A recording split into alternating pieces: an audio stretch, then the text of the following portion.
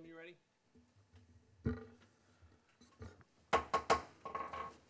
Call the meeting to order. Let the record show that this is a regular city council meeting held on Monday, May 18th. All members of council are present and the press has been duly notified. Would everyone please stand and join me in the Pledge of Allegiance? I pledge allegiance to the flag of the United States of America and to the republic for which it stands, one nation, under God, indivisible, with liberty and justice for all. Please remain standing for a moment of silence.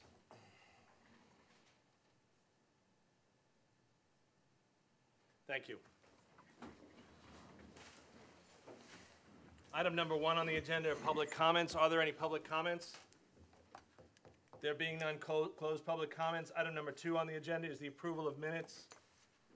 Council, before you are the minutes from the meeting of April 20th, the special council meeting with the joint workshop between TGK and Fort Mill and York County, and a special city council meeting on May 11th. There was a correction to the minutes from April 20th where Ms. Stalford made a comment in regards to boat parking, which was not noted in the minutes, but that has since been changed.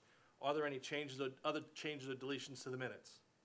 Hearing none, the minutes stand approved. Item number 3A is the Fort Mill Optimist Club, and I'm going to invite Juanita Sanders to come forward, please. Good evening. If you would just stand at the podium and use the microphone, that'd be great. Thank you. Thank you. Honorable Mayor Shepherd, the City Council, and all who are here, I would like to make a presentation to an outstanding resource officer. As we all know, our police are coming under increasing scrutiny, but as president of the Fort Mill Community Optimists, we would like to thank and show our appreciation to Shane Bell. So if Officer Shane Bell would come to the front. Shane, this is from your principal, Matthew Wallace. Shane Bell has had an incredible impact on Gold Hill Middle School. He is visible to our students at all times. He values the relationships he has with our students, teachers, and parents. Shane is always interacting with our students during lunch, passing period, and at recess. They know him and love him because he is a wonderful and outstanding resource officer. He has created an atmosphere where students can come, talk with him about anything and at any time. This has contributed to an increase in student and school safety. Finally, it is apparent that Sergeant Bell loves kids and is a natural at what he does. He has made our school more positive, student-centered, nurturing, caring, and safe. Shane, the Fort Mill Community Optimist Club, Respect for Law, presented to Shane Bell in appreciation of dedicated service and outstanding commitment to our youth. Presented to you today, May 18th, 2015.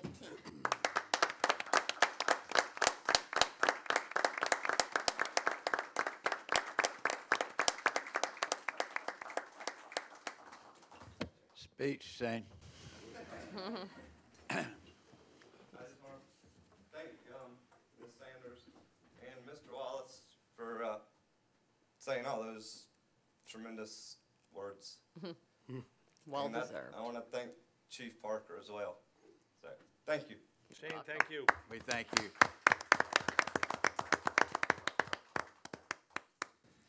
Item number 4 on the agenda is 4A is the approval of a letter of credit. City Manager Charlie Funderburk. Thank you, Mr. Mayor, members of council.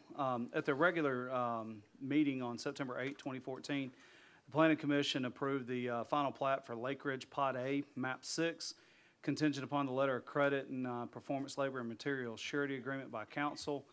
Those items are in your packet, have been reviewed by the city's engineer. It's in the same form and substance that you are accustomed to, and this is in the amount of $112,321.25, and we would ask for council's favorable approval at this time. Council entertain a motion. Mr. Mayor, members of council, I'd like to make a motion to approve letter of credit and performance, labor, and material surety agreement for Gardendale Phase 1, Pod A, Map 6, in the amount of $112,321.25. I have a motion by Dottie Hersey. Do I have a second? Second. Second by Chris Lambic Larson. Any discussion? There being none, call the question. All in favor, signify by saying aye. Aye. Unanimous. Item number 4B on the agenda is an introduction to the first reading of ordinance number to amend 26? Chapter 26, Oh, section chapter 29. 26. Yep. Okay, sorry. Towing. Yes, sir. City Manager Charlie Funderburk. Thank you, Mr. Mayor. Actually, I'm going to ask Chief Parker to handle this. This is the section on towing in Chapter 26. And Chief has done a good bit of legwork on this, as well as meeting with area towing companies. And Chief, I'm gonna turn it over to you. Okay. It's come to my attention, a couple of different things through our towing ordinance possibly needed to be looked at.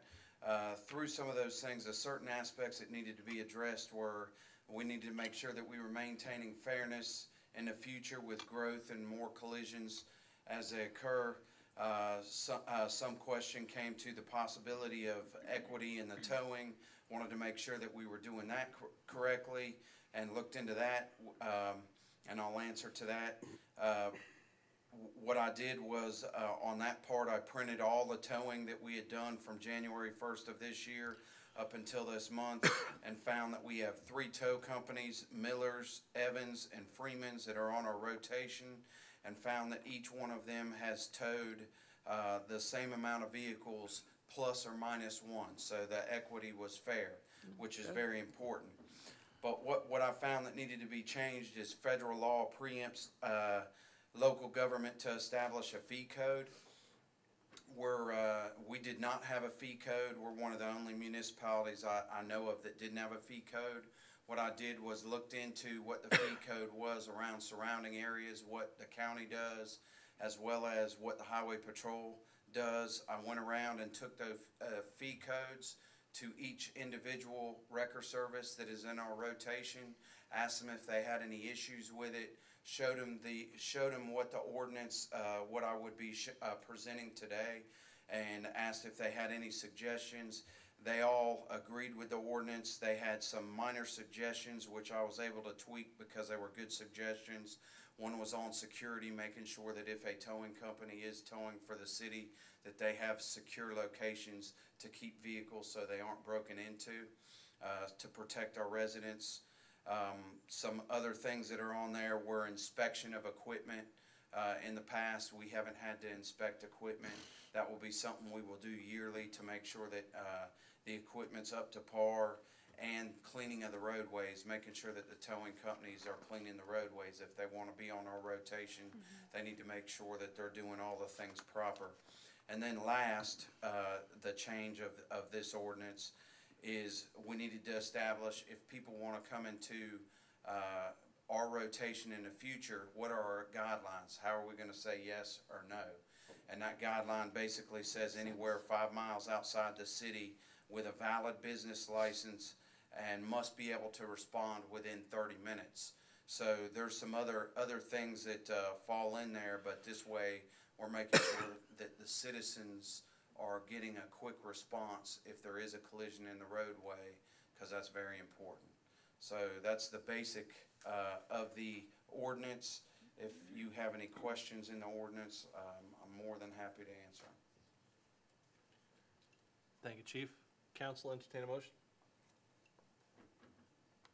Mr. Mayor, members of council, I motion to approve the introduction and first reading of ordinance to amend Chapter 26, Section 29 of the TK Code of Laws in regards to towing regulations. Motion by Jennifer Stauffer. Do I have a second? Second.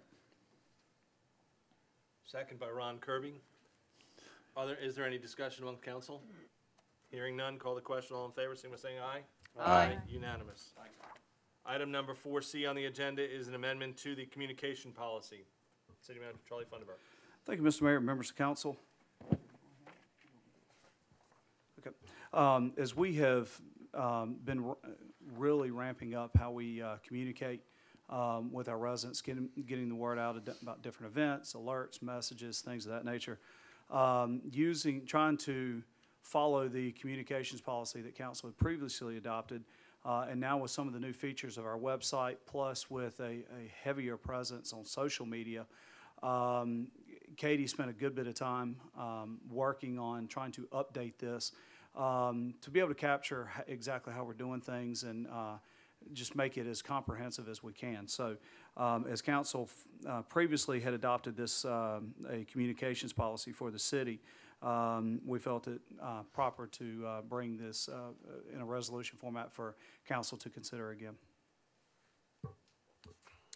Council, entertain a motion. Mr. Mayor, I'd like to make a motion to approve the resolution to amend the communications policy. I have a motion by Chris Lambic Larson. Do I have a second? Second. Second by Jennifer Stalford. Any discussion from council? Call the question. All in favor, signify by saying aye. You had a question, Ron? Go ahead. Yeah, can you tell me what's changed, Charlie? The biggest, or the bulk of the change is really to include our social media, meaning the cities run Facebook and Twitter accounts, as far as what it's intended for. That we can delete comments to city post, if somebody's using vulgar language, things of that nature. And talking with different legal counsels on this, pretty much if you don't have the rules, then you got to leave everything up. No, I understand. The bulk of what you've got in that amendment centers around the social media stuff. Sorry, Mr. Mayor. That's all right. Any other questions? No, sir. Call the question. All in favor, signify by saying aye. Aye. Unanimous. Item number 4D on the agenda is resolution to amend the employee handbook. City Manager Charlie Funderburk. Thank you, Mr. Mayor, members of council. Kind of in line with the resolution that we just did.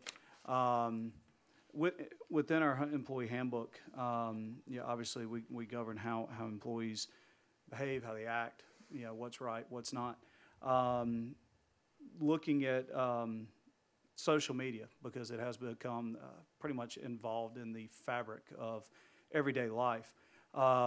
Basically creating policy around that as far as how our employees, are using social media, as well as their city email addresses. If they're not conducting city business, use a private email address.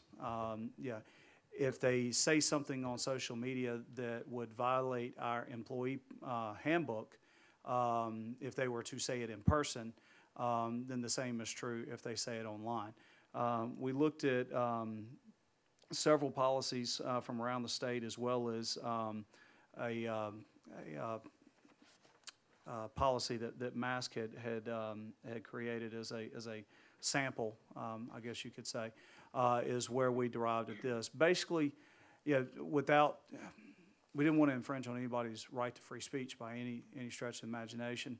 But if they're going to come out and start stating opinions and things of that nature, to make certain they understand that they also need to say that I'm not speaking for the city or anything else, things of that nature. I'm sure y'all have seen in the news where folks have gone astray on this in other cities around the area. So, some of it is to protect the city. Some of it is really to help try to protect that staff person and call attention to it so that they are careful on it. So, and we have sent this down to our labor attorney who reviews all of our policies and everything.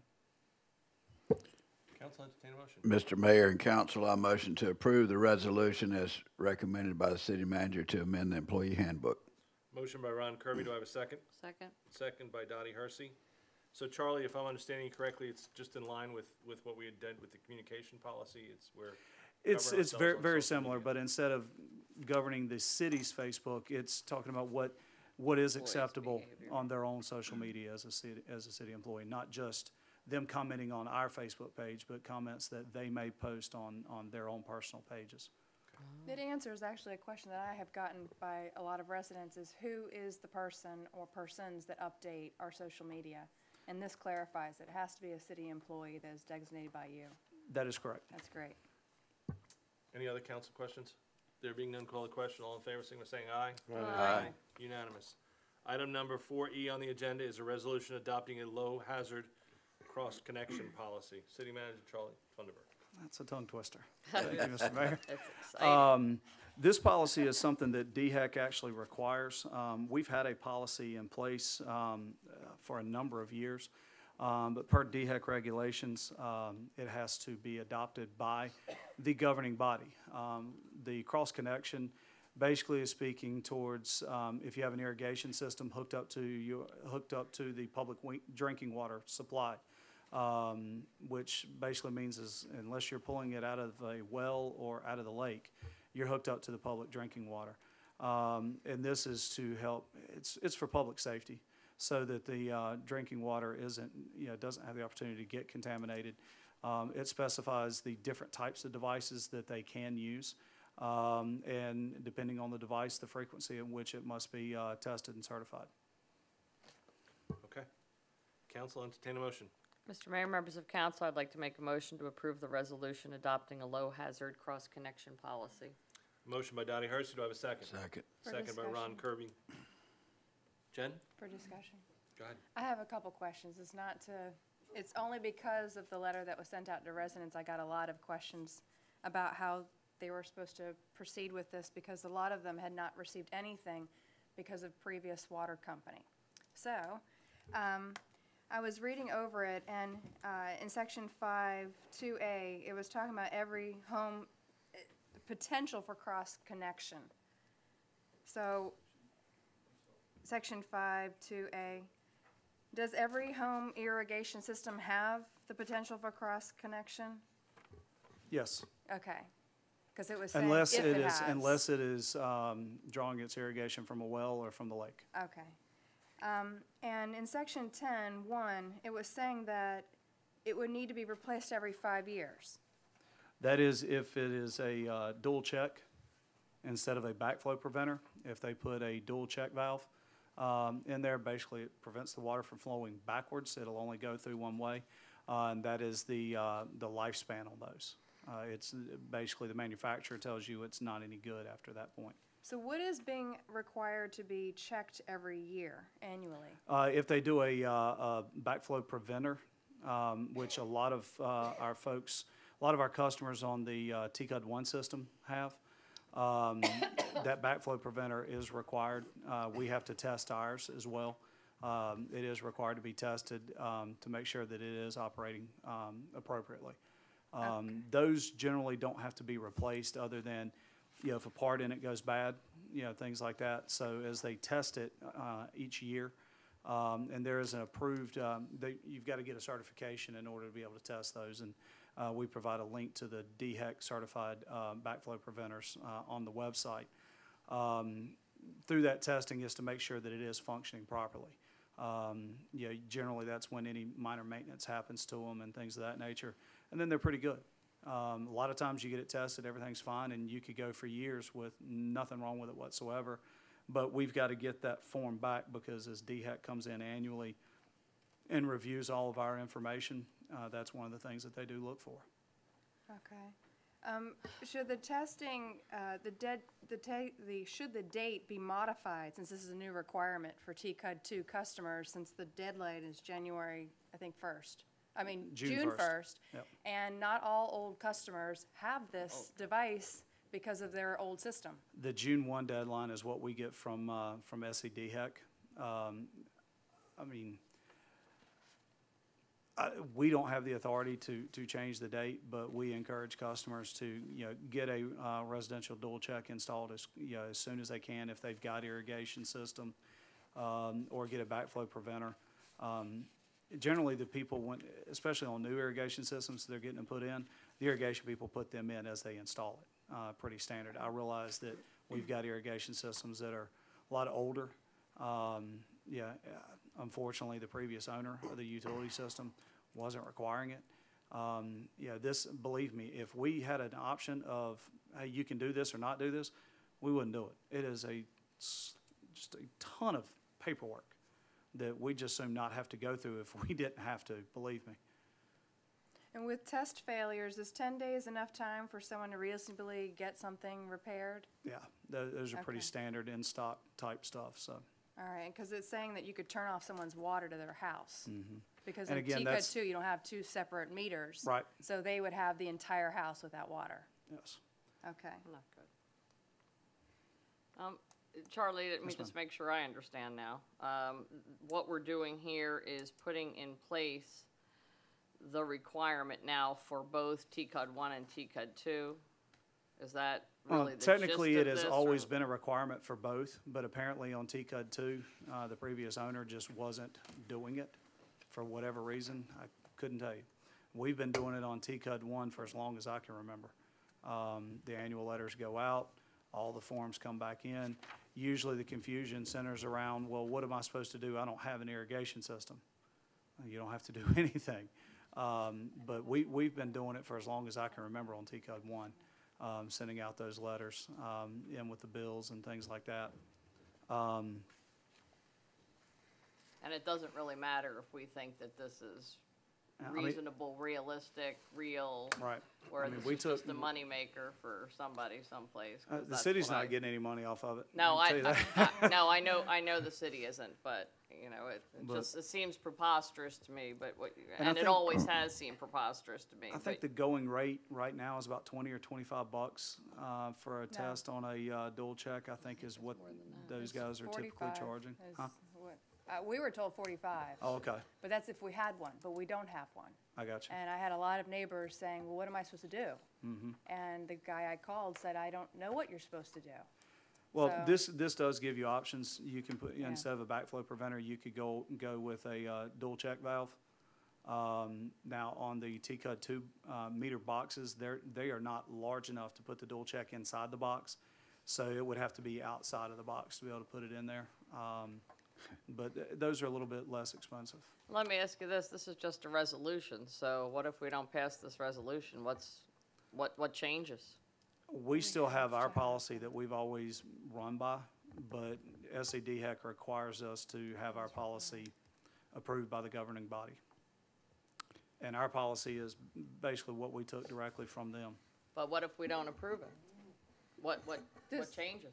I believe you're creating the policy. No, Well, we're taking their policy and making it ours and asking you guys to approve it. If y'all decide not to approve it, I mean, DHEC, when they come in and do their annual survey of our system, which they do typically every August or September, if we don't have everything in line, then we're looking at penalties and fines. I hate to say it, do they actually show up to do that on an yes, annual sir. basis? Yes, sir. To fine us? Charlie, We I spend know 2 full you're, days with them when they come in. you're fluent in both Greek and Latin, because at this point, I just want them to realize that the significance of this thing, but let's put it in simple terms. You have a pipe, a dual backflow preventer. Correct. You have one pipe, a supply line coming to the house to provide water to your irrigation system or to your house. The water sits in your irrigation system, can be contaminated. It can get back into your house, which is a big problem. Correct. A backflow preventer will not let that happen. It just shuts this little thing off. So the pressure can go this way, the water can go through it, but it cannot come back. Same thing as the check valve. Yep. That's exactly It's a right. it's a simple process, but it is important because that water sits in your system, whether it's drained or not, all year round. It can come back. They're doing it for our health reasons. I don't think they're trying to make money off it.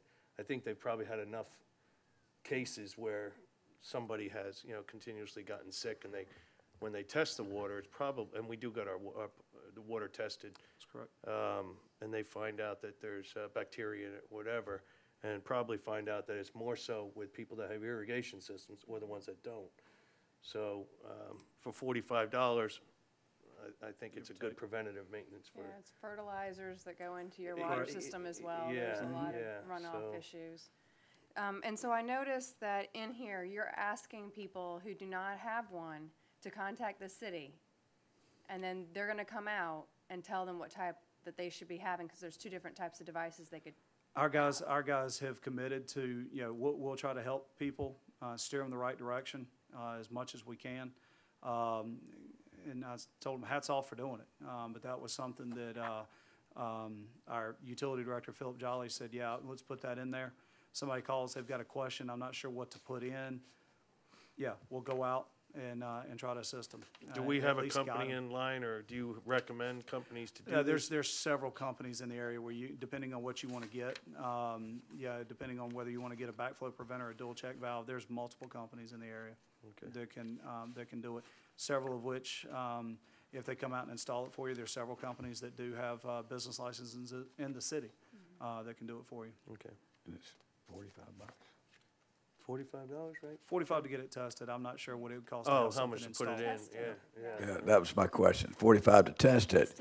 What does it cost to have If you one have put it in? Annually, annually. Dual check valve, I mean, putting in a residential dual check valve, I mean, obviously it's gonna depend on the company that's coming in to put it in, but they're not terribly expensive. $300, 5,000? I mean, No, you're probably less than 1,000. Are they All right. digging up the Holy box, moly. taking the box out, putting it in, and how are they doing It that? depends Is that on an what you're option? putting in. I mean, if they're putting in a dual check valve, they're digging up on Probably the not. outside of the box, they're Right. they're cutting your supply line, installing the valve, Okay, burying everything, and off they go. I got you, Dual check backflow preventer's a little bit more intensive, Yeah. but not a whole lot more. I got you.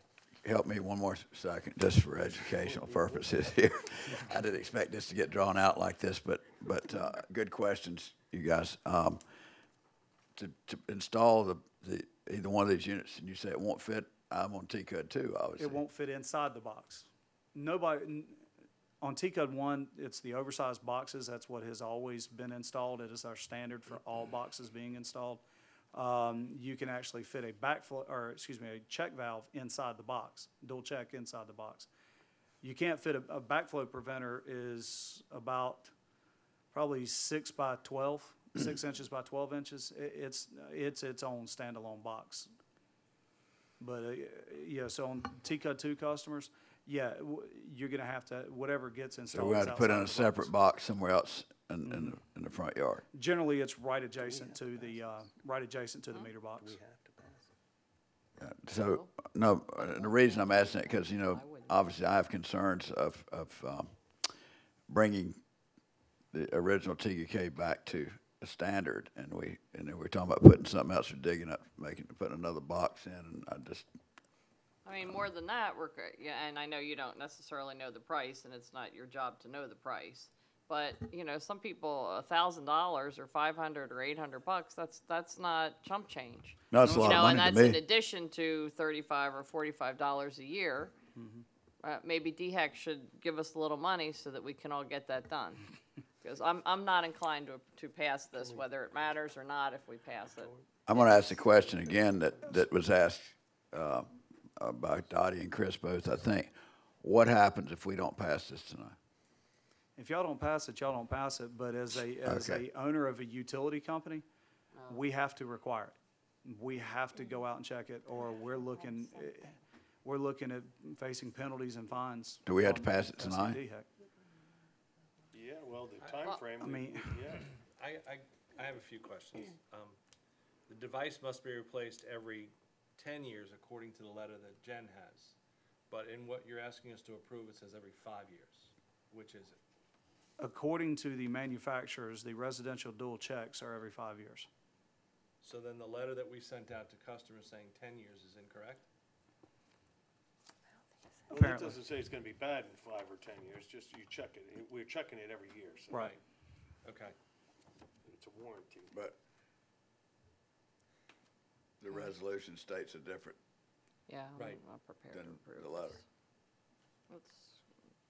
Might we want to table this for further clarification and so forth and bring it back at another meeting, given that it doesn't matter if we pass it or not, so to Please. speak? Is that an option? As your, Mr. Mayor. as your city manager, I think I still have to direct staff to still enforce whether council adopts this or not.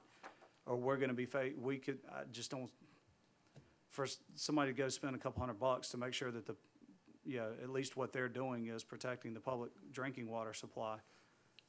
Yeah, I don't really have an option, I don't see, with DHEC. I mean, I don't think DHEC is gonna show up and say, oh, well, I'm sorry, your council didn't pass it, we'll look the other way, we'll catch you next go round. I think they're gonna say, well, here's a nasty letter, and we're gonna hit you for 10 grand a day, which is typically what their letters say for any violation, for every day until you get this corrected. On the other hand, Charlie, this hasn't been before us before, and theoretically, this has been a requirement for some time. Yes, ma'am? And I'm not, again, I'm not discounting what you're saying at all, and I'm not trying to make your job more difficult, but I think there are a couple of questions. I also have some questions legal-wise that might be better suited for executive session. I don't know that for sure. But at any rate, I'm not prepared to approve it at this point. Me either. We have, in the past, approved resolutions and then voted to remove our approval, correct? Yes. And We we have. can do that. So at this point, we could approve this resolution. Stop shaking your head, Ron. We could approve this resolution so that we are in compliant with DHEC. And then when we come back on June 15th, we can, when we have more information as to how much it costs and whether or not we want to stand with the resolution that we're approving today. Could we not? As to how much, what How much cost? it costs that we're talking about, you know, our customers potentially having $800 to $1,000 to replace these.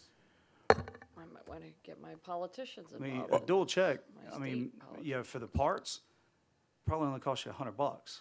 I don't know what the labor's gonna cost, I mean, that's gonna. Probably another determine- 100, it's probably But 200. I mean, Well, you gotta put in another box, right? we can but go, it's probably 200. you're talking about a plastic box, not very big, I mean, Could we not wait and have more information, vote on it on June 15th? Yes. I mean, what's the risk? We've Or been, Well, nothing changes. The only thing here, it says here, the due date for the test is June 1st, annually.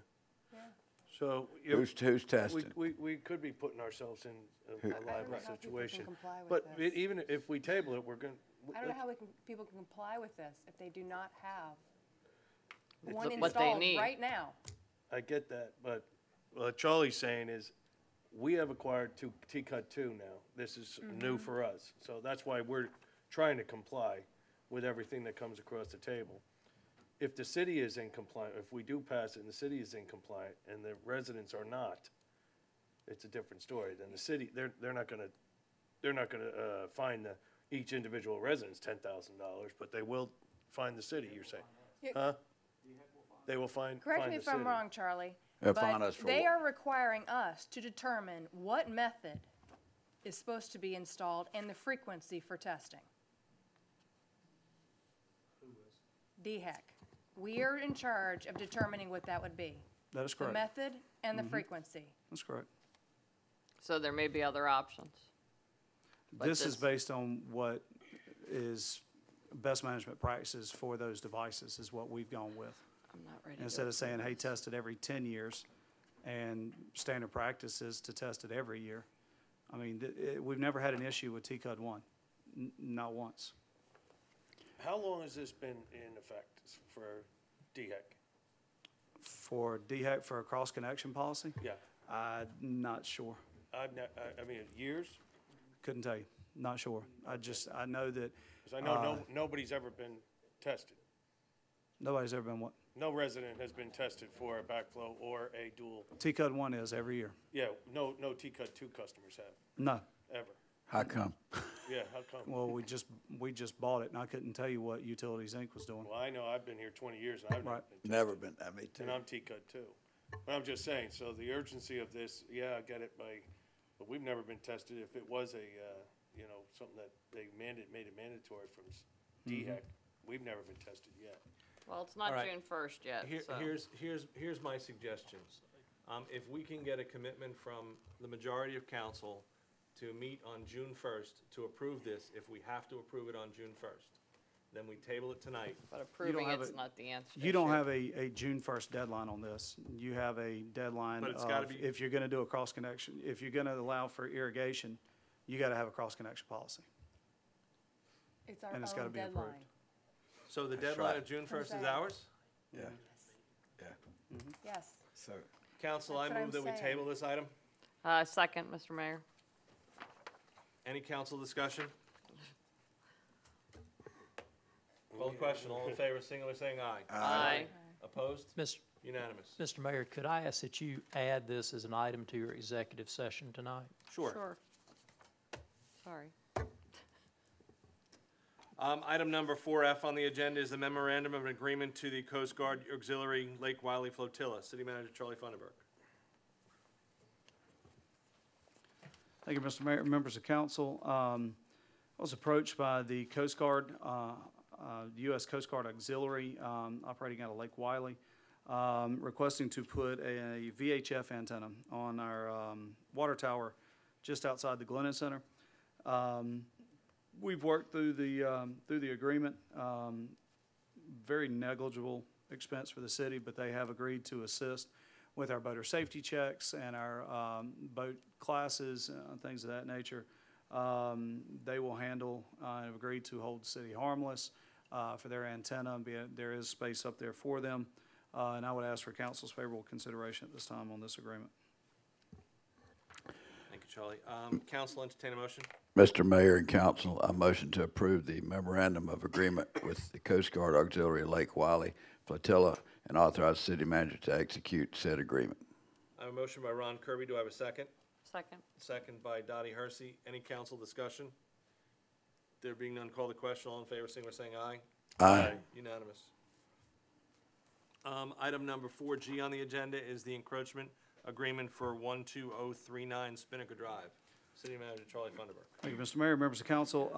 The new owners of 12039 Spinnaker Drive actually constructed their home, new home on the lot.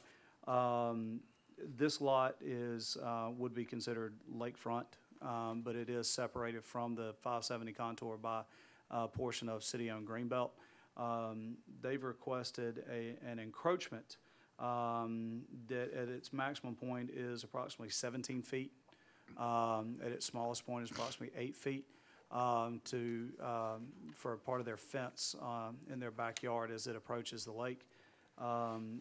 Council has, staff as well as legal counsel has reviewed this and would recommend or would like to see a favorable consideration at this time. Mr. Mayor, members of council, I'd like to make a motion to approve the encroachment agreement of 12039 Spinnaker Drive and authorize the city manager to execute said agreement. Second with discussion. Motion by Dottie Hersey, second by Chris Lambic Larson. For discussion, Chris? Are they gonna be putting a fence on our property? Right. And maintaining it as such? Yes, sir. Have we done that before? Yes, sir. And we've also not done it before, but not in an encroachment, not under an encroachment, but under an easement request. We did it under encroachment at 130 Shoreline Parkway on their side yard about a year and a half ago. Where it buffers Trailhead Park? It buffers that trail going from Trailhead, or going from the Memorial Gardens, the On Trevor that Ford side. Trail. Okay. Backs up to that. Yes, ma'am.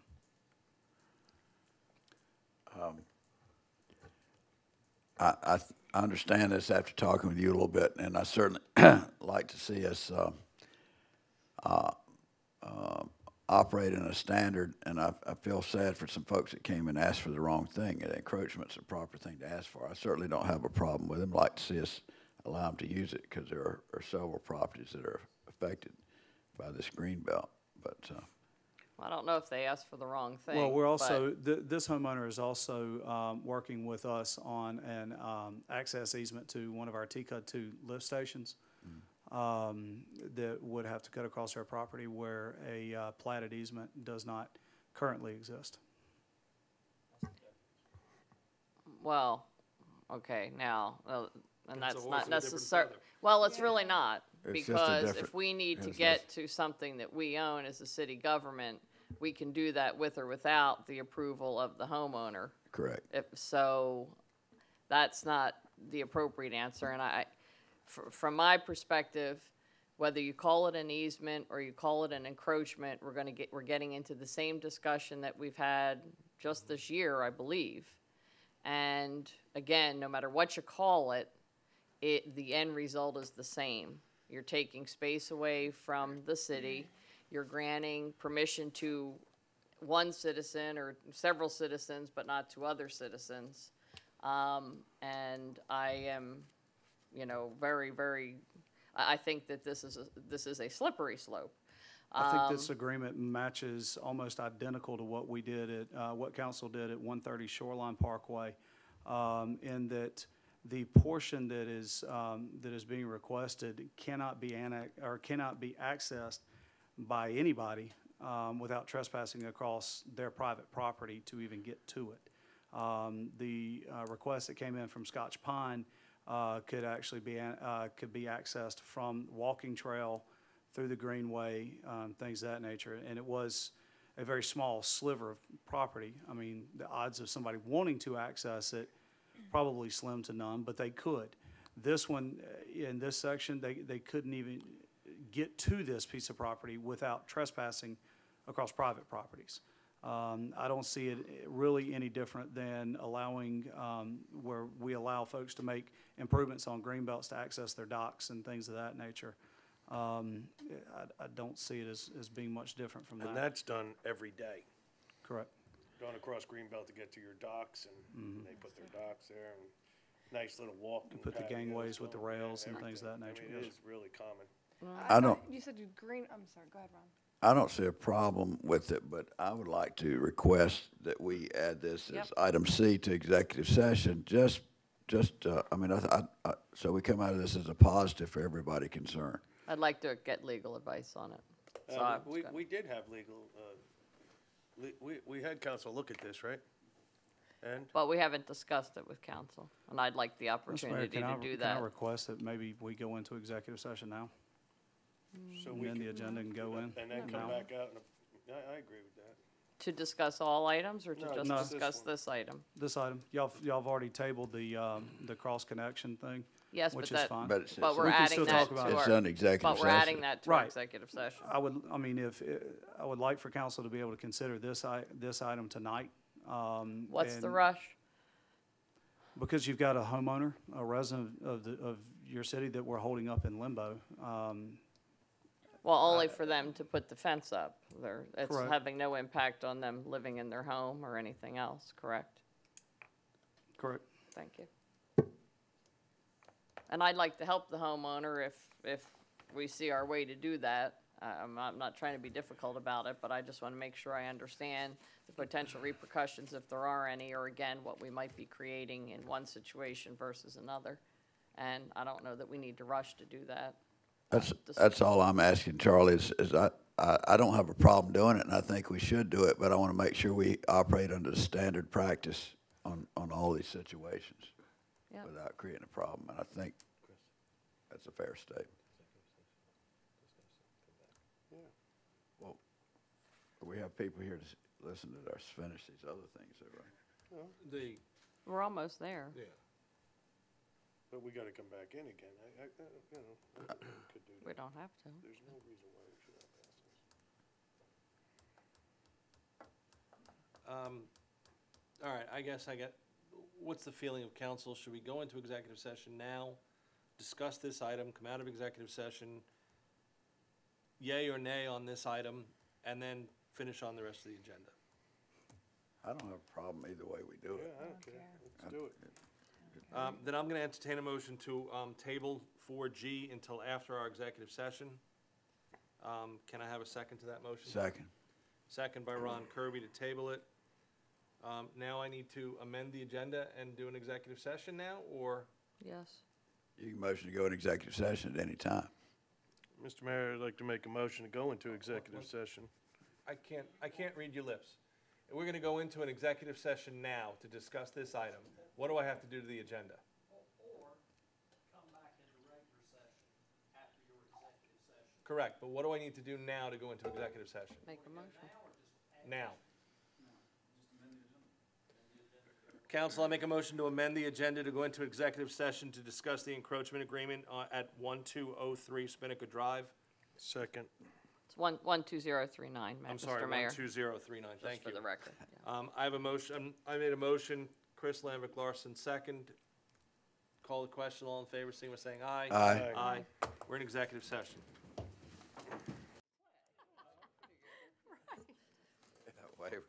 Wow. Listen to that bleeping. Council is back in open session while in executive session. Only the item on the agenda was discussed. No votes were taken other than to return to open session. Sylvia, for the record, Jen Stalford made the motion for us to come out of executive session, and Chris Lambert Larson seconded that motion. Council, before us is item number 4G, and would anyone like to make the motion? If not, I make a motion to approve the encroachment agreement at 12039 Spinnaker Drive and authorize the city manager to execute said document. Second. Second by Ron Kirby. Any council discussion? There being none, call the question. All in favor, signify by saying aye. Aye. Opposed? Motion carries. Item 4H on the agenda is the memorandum of understanding for the Catawba Regional Council of Governments. City Manager Charlie Funderburk. Oh, wait a minute, I just jumped on you. No, you No, didn't. you're- You're in the you're right right, place. You're correct. You're right. Just nervous about throwing another agreement out right now, And you should be. or resolution or anything else. This is our annual agreement with Catawba Cog for the services that they do provide for the city on an annual basis. And it has come time to renew this. And I would ask for council's favorable approval at this time. Thank you, Charlie. Council, entertain a motion. Mr. Mayor, whoops, I don't have a microphone. Mr. Mayor, members of council, I'd like to make a motion to approve the Catawba Regional Council of Governments CIP agreement for an amount not to exceed $8,000 and authorize the city manager to execute said agreement. I have a motion by Dottie Hersey. Do I have a second? Second. Second by Chris Lambic Larson. Any discussion? There being none, call the question. All in favor, signify by saying aye. Aye. Aye. Unanimous. Item number 4I on the agenda is the Catawba CIP agreement. Sorry, Catawba Regional Council of Government CIP agreement. City Manager Charlie Funderburk. Thank you, Mr. Mayor, members of council. As set forth in the recently adopted comprehensive plan for the city, one of the things that was called out was to adopt a capital improvements CIP plan in order to better plan for future expenditures as the city continues to move forward.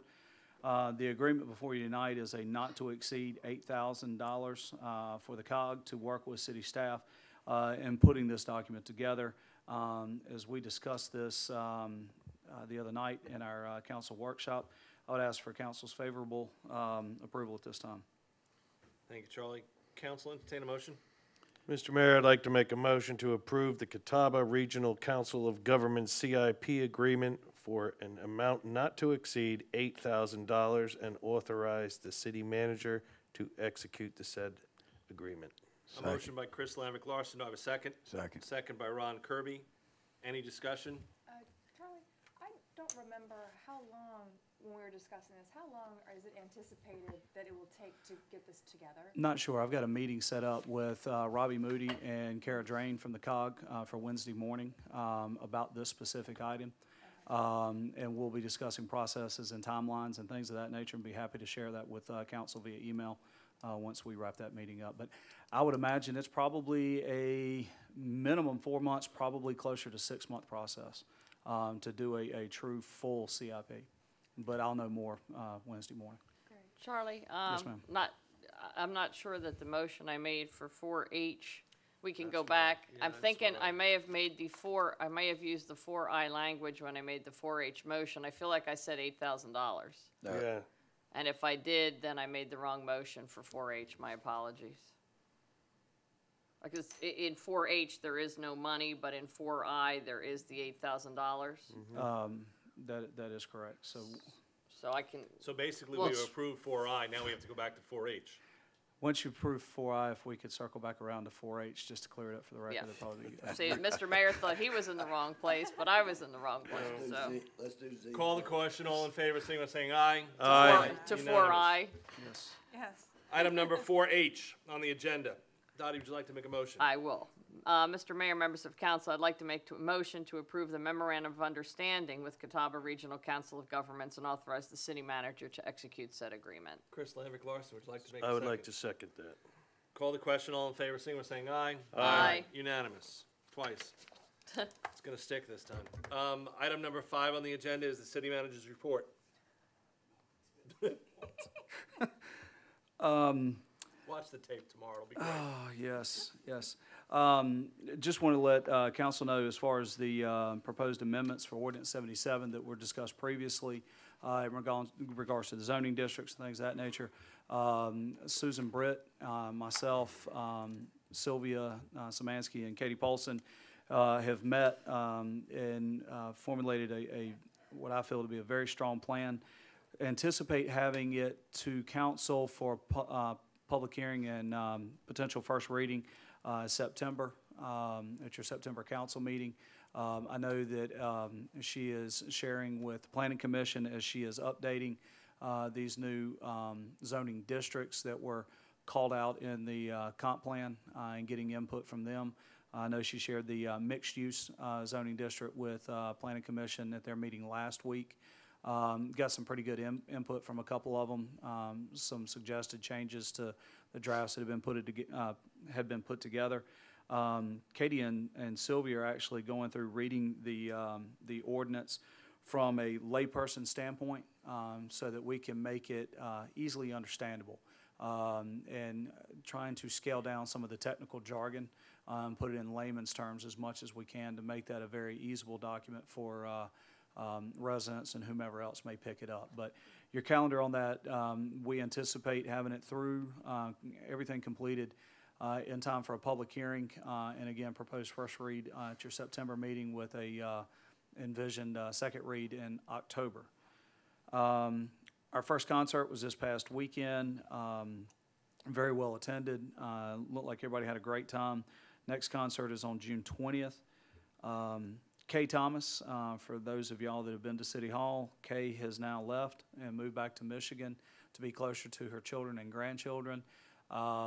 It was bittersweet.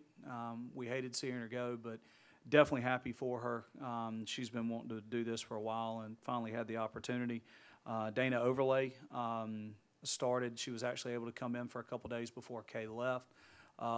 Is picking up very quickly and doing an excellent job. So welcome to Dana. Welcome her on staff.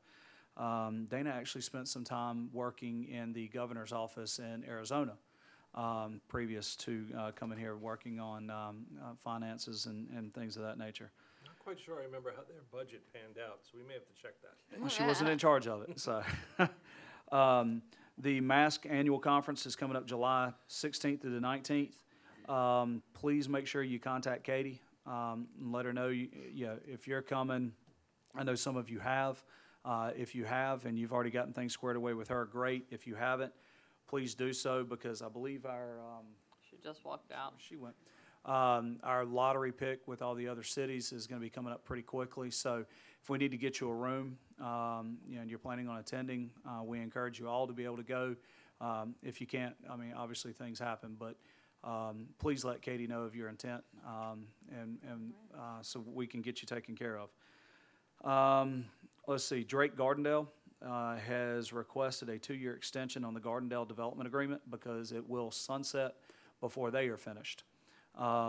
It's due to sunset later this fall, so probably bringing that to you for, we'll do the amendment by ordinance. Probably be bringing it to you either in June or July. I think it sunsets in October. Basically, they're asking for a 2-year extension.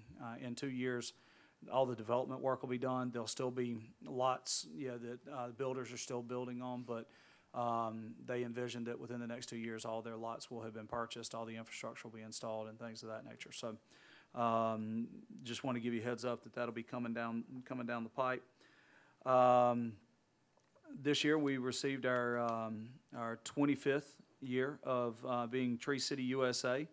Yeah, and that's fantastic. That is done by the Arbor Day Foundation. And let's see, there are 3,400 Tree City USAs, and we are among them, and big honor to get our 25th year. And last but certainly not least, congratulations to all the recent college graduates. Mr. Larson's and Mr. Kirby both had recent graduates this year, so congratulations to your kids, and congratulations to the soon-to-be high school graduates. And Still have to support them, though. that's all I've got for my report tonight, Mr. Mayor. Thank you, Charlie. Item number 6 on the agenda, public comments. Any public comments? There being none, item number 7 on the agenda is council comments. Dottie, would you like to start us off? Welcome back, Walt Krasinski. Glad to see you're feeling better. You're back in the hall. No, I don't have any other comments. Thank you, Mr. Mayor. Ron? Yes, I was going to congratulate the graduates from college, but also congratulations to those K through 12.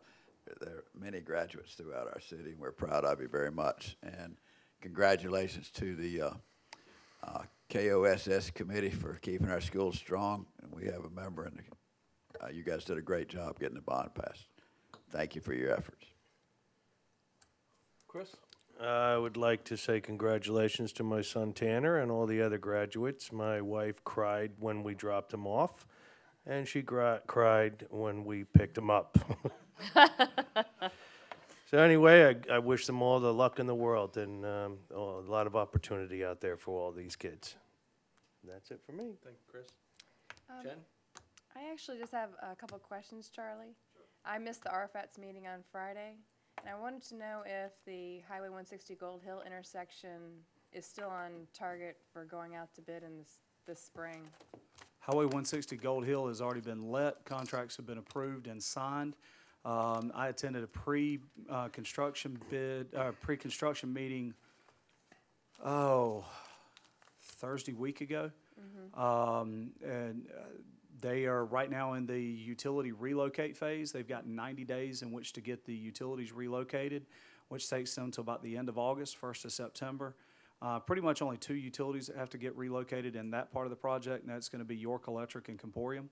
And then they're going to start milling asphalt and setting storm drainage pipe and going to town starting in September. They will not they are not allowed to close any lanes of traffic between 7 a.m. and 6 p.m., but they say that 6 p.m. probably will get pushed back until about 7 p.m., if not a little bit later. But they can't shut them down. They've got to keep the lanes of travel open. They can reroute as far as using center turn lanes as travel lanes and things of that nature, but they've got to keep the lanes open during basically your daylight hours. And So, is it still 18 months completion is estimated? actually, according to the construction schedule, which the contractor, at my request, has agreed to send me their monthly updated schedules that they have to provide to SCDOT. Right now, they're showing final cleanup on May of 16. So it would be a 12-month project for that portion. And then obviously Pennies for Progress picks up as soon as they get done, and we'll carry on up to the state line. But they did add one thing to it with the Zor Road realignment, so it comes in at a 90-degree. Since they were doing that, they were going to go ahead and put the dedicated left turn lane on Zor Road, which was originally going to be part of the Pennies project. They're going to go ahead and do that now so that when Pennies comes in, they don't really have to screw around with Zor Road. That's great. Fantastic. Okay, That part's great, good. thank you. And Yes, is ma'am. there an update regarding, I always get the name of this, River Falls? Actually had a conversation last week with Army Corps. The permit is still open. They have not closed it yet, but they did share with us bits and pieces, nothing major. But I imagine probably within the next month and a half, 2 months, they're going to be able to start moving around over there. Okay, great.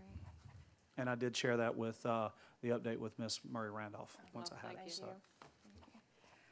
Well, I just have an announcement that the TK Veterans Association is having a Memorial Day ceremony at 9 a.m. in the Living Memorial Gardens. And we're actually having a work day in the Living Memorial Gardens tomorrow at 8 a.m. And if you're interested in helping with beautification committee, we have a meeting at 2 p.m. on Thursday in the lower level meeting room at the Glendon Center. That's it? A couple things. One, to echo Jen's sentiment about the Memorial Day celebration. It is a great event, and unfortunately, for the first time since Dick Peterson had the first Memorial Day service at the mailboxes at Callaway, I won't be able to attend. So Councilmember Hersey is going to stand in for us as a member of council. So thank you very much for doing so. Appreciate it. My pleasure. The other things that I want to mention, Jen mentioned Zor Road. The county will be putting a light in at Zor Road. They're going to be responsible for that light. And as I talk about lights, I do want to mention that the traffic light that is in front of City Hall was not something that I wanted, contrary to belief, contrary to what people have heard. I have fought that light for 4 years, and unfortunately, I lost that fight. That doesn't mean we're done fighting that light. I can almost, without discussing it with anyone on council yet, we agree. We don't like the way it looks either. So we are having conversations with SCDOT about potentially changing it and what those cost ramifications will be. There are no guarantees that they're going to change it. There are no guarantees that it's not going to cost us potentially some money to change it, but we're going to do our best to see what we can do about changing it. So we don't like it either. And again, it was not my brainchild to put it up there. It was not something I wanted. It is still not something I want. Is it needed? You saw my letter, and the letter says that it is needed, but that's not exactly what I wanted as far as a traffic light. With that, council, I'll entertain a motion to go into executive session. Mr. Mayor, members of council, I'd like. I'm sorry, you have Okay. to amend the agenda first. Okay, Mr. Mayor, members of council, I'd like to amend the agenda to add to item 8, executive session, letter B, discussion of low-hazard cross-connection policy. I have a motion by Dottie Hersey. Do I have a second? Second. Second by Ron Kirby. Any council discussion? There being none, call the question. All in favor, sing by saying aye. Aye. Unanimous. Mr. Mayor, members of council, I'd like to make a motion that we move into executive session to hold a discussion regarding contractual matters as it relates to Plan B Group and to hold a discussion of low-hazard cross-connection policy. I have a motion by Dottie Hersey. Do I have a second? Second by Chris Lambic Larson. Any discussion? There being none, call the question. All in favor, sing by saying aye. Aye. We're in executive session.